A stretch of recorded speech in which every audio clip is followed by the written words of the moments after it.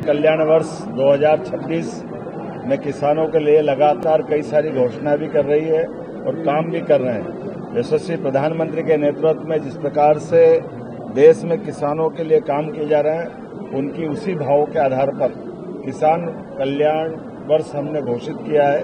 और जैसा कि सबको ज्ञात है, बीते समय हमने सोयाबीन के ऊपर लगभग 1,500 करोड़ से ऊपर की धनराशि भावांतर के माध्यम से किसानों के खाते में डीबीटी से डाली थी। इसके आधार पर हमारी मन की भाव किसान अपनी फसल को मंडी में बेचने आए, मंडी जीवन तो मंडी में व्यापार व्यवसाय बढ़े, सामान्य प्रकार से काम चले, उसी योजना के सफलता के आधार पर पूरे देश में मध्य प्रदेश सरकार के इस निर्णय को सराहा गया और सफलता के साथ इस योजना पे केस स्टडी करके कई राज्यों ने इस योजना को समझने के लिए हमारे राज्य में भी आए और अधिकारियों के साथ दिल्ली में भी इस योजना के ऊपर प्रेजेंटेशन हुआ है।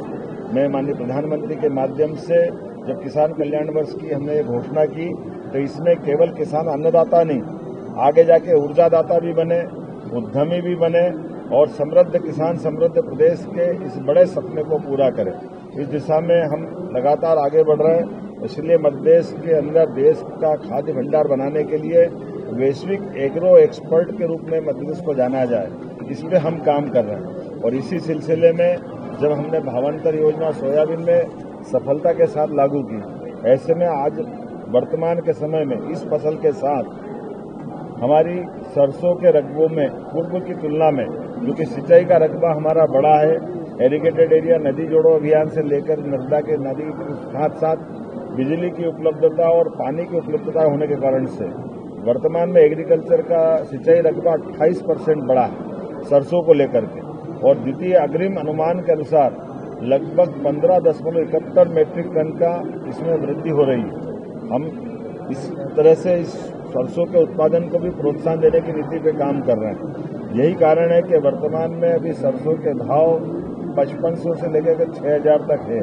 कई बार इसके रेट और गिर जाते हैं। ऐसे में हमारी माननीय मोदी जी के माध्यम से भारत सरकार की एमएसपी 6,200 रुपये प्रति क्विंटल की है और इस आधार पर हमारे किसानों को उनकी एमएसपी का दाम मिलना ही चाहिए, इसलिए हम काम कर रहे हैं। इसलिए उनकी उपज के उचित मूल्य दिलाने के लिए प्रावधान और पात्रता के अनुसार भावांतर योजना के बलबूते पर हम पंजीयन करना प्रारंभ कर रहे हैं और एफएक्यू के आधार पर न्यूनतम समर्थन मूल्य किसानों को मिले, इसलिए हमने इस योजना पर काम करना प्रारंभ किया।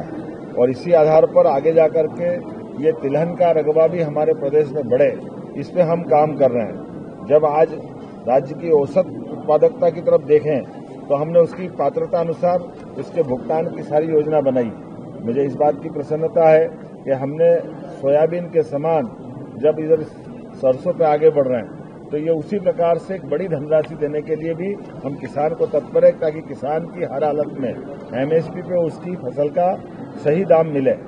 और तीसरी फसल के लिए क्योंकि बिजली पर्याप्त है किसानों के लिए, और तीसरी फसल भी लोग अपने खेतों में अलग अलग प्रकार से मूंग और अन्य प्रकार की फसल लगाते हैं, लेकिन हमने कहा कि मूंग के बजाय अगर आप उड़द लगाएंगे तो उड़द की डिमांड देश में भी और विदेश में बहुत ज़्यादा है।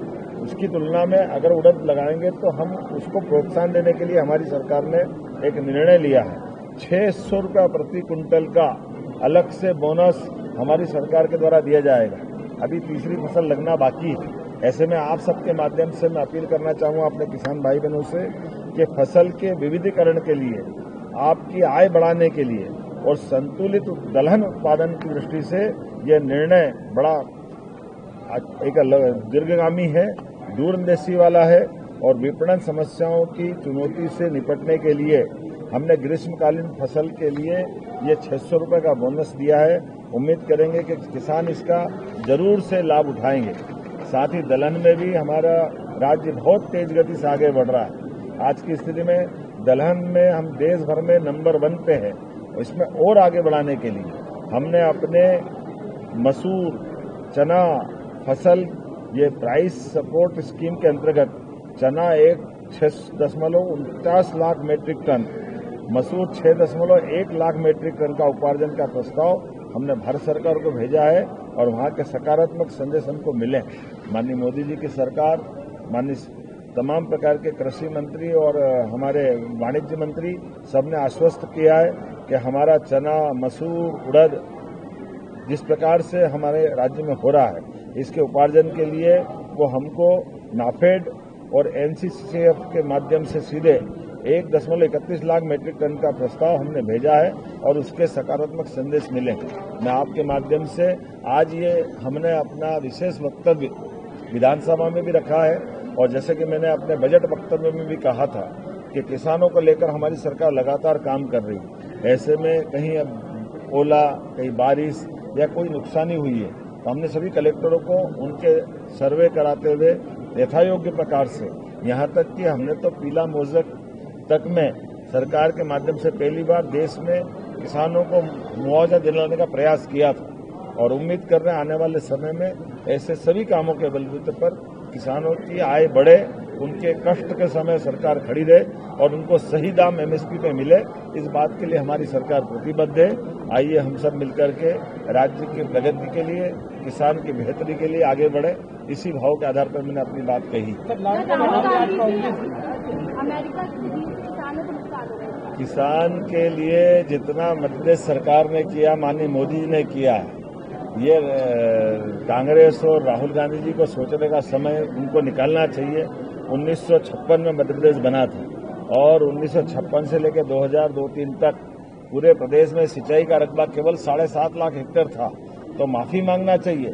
आज हमारी सरकार लगभग 2002-03 के बाद हमें जब बनाया मुख्यमंत्री तब हमारी सरकार 44 लाख हेक्टेयर में सिंचाई का रकबा था और उससे बढ़कर के जितना उनने 55 साल में किया उससे 1.5 गुना ज्यादा 10 लाख हेक्टेयर तो हमारी सरकार ने अभी वर्तमान में कर दिया।